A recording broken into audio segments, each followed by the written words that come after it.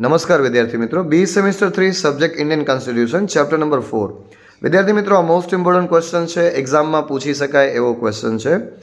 Explain article 32 right to constitutional remedies. Right to constitutional remedies એટલે કે બંધારણીય ઉપાયો કયા છે એ આર્ટિકલ 32માં સમજાવવામાં આવ્યું છે. Article 32 deals with the right to move to the Supreme Court for the enforcement of fundamental rights including the writs of. Article 32 છે ને એ એમાં શું બતાવવામાં આવ્યું છે તો કે right to move the supreme Court, તમે સુપ્રીમ કોર્ટની અંદર જઈ શકો છો for the enforcement of fundamental rights. Enforcement એટલે કે અમલ કરવા માટે.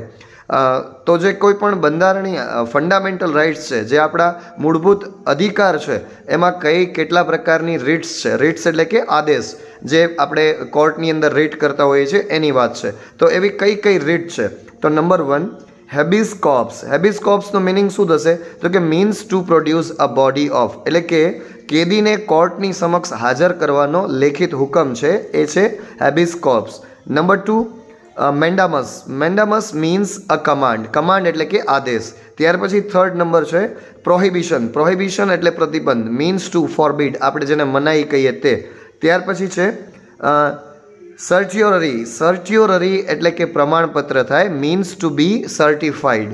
ત્યાર પછી નંબર 4 ક્વા વોરંટો. ક્વા વોરંટોનો અર્થ થાય કયા હકથી, તમે કયા હકથી એ માંગણી કરી શકો એની વાત છે. Means what is your authority, એટલે કે તમારી સત્તા શું છે. હવે આ જે બધી બાબતો છે એને એક્સપ્લેન કરવામાં આવી છે. તો it provides for machinery for the effective enforcement of fundamental rights.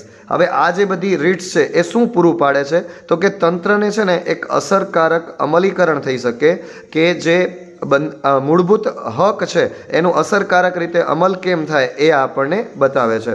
It empowers a person to approach the supreme court directly for the enforcement of his fundamental rights. એટલે કે કોઈ પણ વ્યક્તિ છે એ પોતાના હક માટે થઈ અને એ ડાયરેક્ટ સીધા સુપ્રીમ કોર્ટની અંદર હાજર થઈ શકે છે અથવા સુપ્રીમ કોર્ટમાં પોતાનો દાવો કરી શકે છે.